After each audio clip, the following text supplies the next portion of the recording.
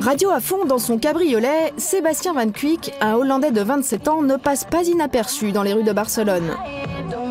Son métier, organisateur de soirées, une profession qui, ici, ne connaît pas la crise.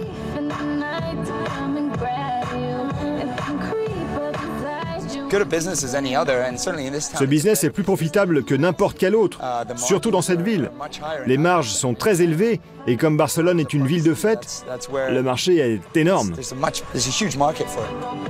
Et dans l'industrie de la nuit, Sébastien est aujourd'hui à Barcelone un des hommes les plus convoités. Lui ne possède aucune boîte de nuit, il se contente de monter des fêtes dans les établissements des autres. Et ce jour-là justement, il a un rendez-vous de première importance dans l'arrière-salle de cet établissement. Une boîte de nuit ouverte il y a peu qui a du mal à décoller. Ils font quoi là?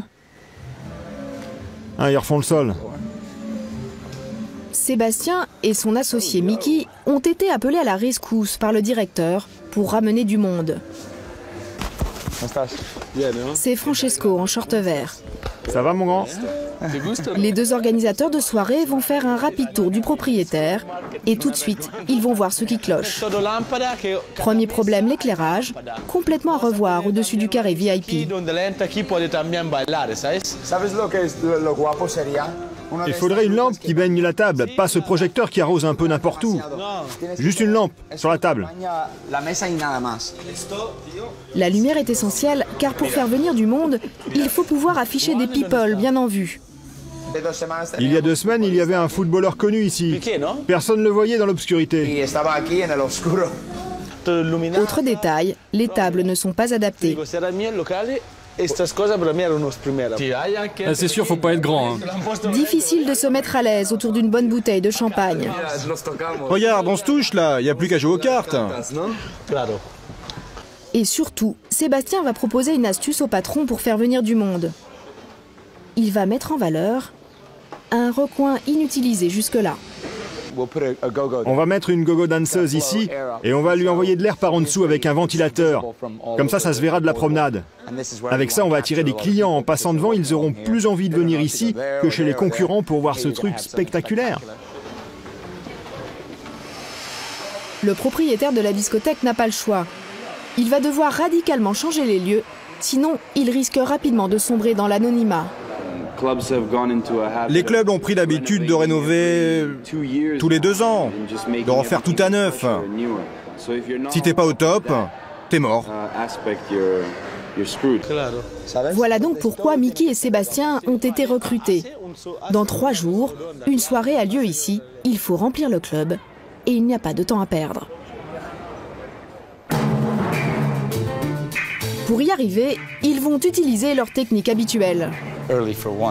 Un système particulièrement efficace pour faire en sorte qu'une discothèque soit pleine à craquer. Comme tous les mardis dans ce restaurant, Sébastien et Mickey ont convoqué une réunion au sommet.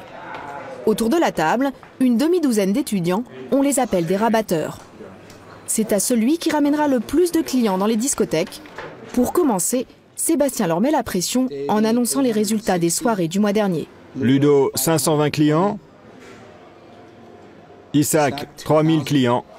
Parmi les objectifs prioritaires, ramener 600 personnes pour la soirée qui a lieu dans 3 jours dans la discothèque sur la plage. On va essayer d'avoir les plus belles filles pour servir au bar. Je vous le garantis, avec nous ça va être le paradis sur terre. Mais vous débrouillez pour faire venir du monde. Davy, un jeune Français, est l'un des meilleurs à ce petit jeu-là. Il est capable à lui seul de ramener 200 personnes par soirée. Et vous allez voir comment il s'y prend. Ok, allez, on bouge. Cela se passe dans cet immeuble d'un quartier populaire de Barcelone. C'est là qu'habite Davy, 23 ans, en colocation dans un 6 pièces. Étudiant en finance internationale, il s'est lancé dans ce business il y a 2 ans. À l'époque, il fait beaucoup la fête avec une bande de copains. Ouais, ça c'est avec mes colocataires. Comme j'avais déjà, en arrivant, je m'étais fait un bon cercle d'amis au départ et j'organisais quelques soirées chez moi. Et on est très vite monté à des soirées où on était 50 dans l'appart, tout ça. Lors d'une virée en boîte, il rencontre Sébastien, l'organisateur de soirée, qui lui propose de gagner de l'argent en rameutant ses amis. Davy va utiliser une technique simplissime en passant par Facebook, le plus célèbre des réseaux sociaux sur Internet. En quelques secondes, il lance des invitations à 2800 amis en Espagne, mais aussi dans toute l'Europe. Donc là, je vais créer l'événement pour le Sotavento et envoyer les invitations. Donc l'événement, la soirée s'appelle Entourage. Et pour qu'il réponde présent, ce sera entrée gratuite pour tous ceux qui viennent de sa part. L'entrée gratuite jusque 3 heures. Un geste qui sera de toute façon amorti par les patrons de la discothèque. Il y a beaucoup de garçons en fait qui se sentent obligés d'offrir des verres aux filles quand ils draguent ou des trucs comme ça. Donc ouais, je pense que financièrement, ils s'y retrouvent pas mal. Ouais. Donc les gens rentrent gratuitement, mais après ils vont dépenser beaucoup en consommation. Les jeunes, ouais. Pendant 3 jours, les amis de Davy vont répondre. Pour s'assurer qu'ils viennent, il va les relancer les uns après les autres. Ça lui prend 2 heures par jour. Ils vont faire le voyage de Suède. Et s'il s'investit autant, c'est pour une raison toute simple. À la clé, il y a un joli pactole. 3 jours plus tard, c'est la fameuse soirée.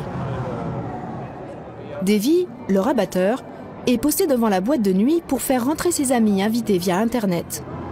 Là, en fait, je vais faire passer des invités qui sont sur ma liste. Margot a la liste, donc je vais les partager. À chaque fois que Davy fait rentrer un invité, cette jeune femme ajoute une petite croix dans sa colonne.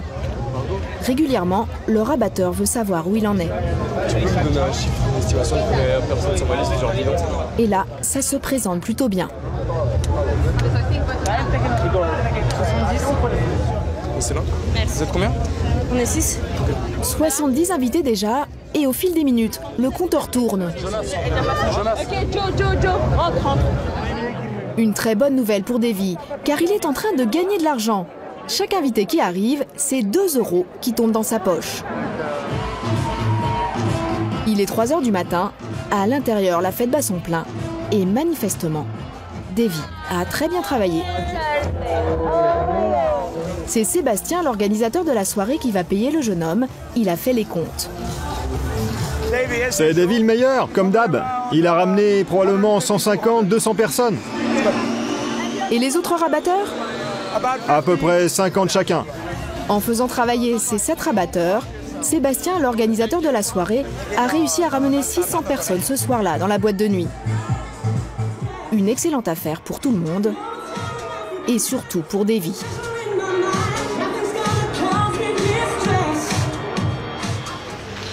Nous le retrouvons au sortir de la discothèque. Je suis fatigué de la semaine là. Sébastien vient de lui verser son argent. Voilà combien notre rabatteur a gagné en une seule nuit. C'est un peu plus de 300 €. Ça fait plus de 300 €. D'accord. C'est motivant. Ouais, plutôt. Ouais, ça vous donne envie d'en faire encore plus. Ouais, c'est plus sympa qu'un job étudiant, donc ça. Ok. En moyenne, à seulement 23 ans, Davy gagne 2000 € net par mois grâce à son cercle d'amis.